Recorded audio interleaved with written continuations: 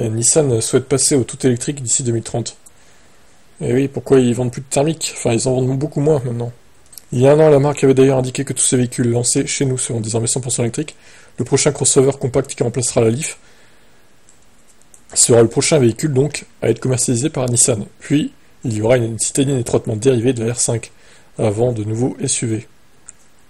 Ah, ça manquait les SUV. L'un de la tête du Juke, l'autre plus gros. Si la question du maintien d'objectifs a pu être posée, c'est parce que les vents contraires se multiplient sur le marché de l'électrique. Les ventes ne progressent plus en 2024 de nombreux pays, restent à la traîne en matière d'électrification en Europe.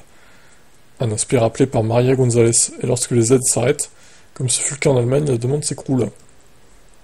Autant d'incertitudes qui sont des défis pour la chef des ventes, qui souligne que de nombreux paramètres peuvent accélérer l'adoption de l'électrique en Europe ou la freiner.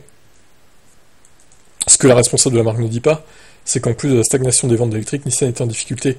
Le japonais avait été pionnier avec la Leaf, mais il n'a pas su profiter de ce statut. Sa compacte est maintenant complètement dépassée, et le crossover Aria lancé en 2022 ne s'y dit pas. En France, de janvier à juillet, seulement 362 exemplaires ont été immatriculés, contre 12 722 pour le modèle Y. Incroyable, c'est catastrophique. Si Nissan ne remet pas en cause ses prochains lancements électriques, Maria Gonzalez reconnaît, comme pour les prochaines années, l'important est de trouver le bon équilibre dans la gamme entre électrique, hybride et thermique. En clair, les Juke et Qashqai hybrides, qui viennent d'être rafraîchis, vont rester au catalogue au moins jusqu'en 2027, voire davantage. Ouais, mais franchement, je comprends pas la stratégie de Nissan. Ils avaient les cartes en main avec la Leaf à l'époque, en 2010.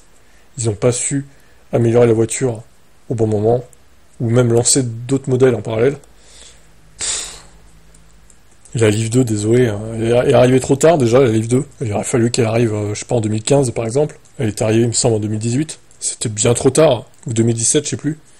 Mais elle est arrivée 2-3 ans trop tard en gros. Et là, on devrait être à la Leaf 3 depuis 3-4 ans. Là, ça aurait été mieux. Là, je sais pas ce qu'ils vont nous pondre comme voiture pour la remplacer, mais bon. Ça promet un bide, hein, encore, hein, je pense. Hein. Ciao.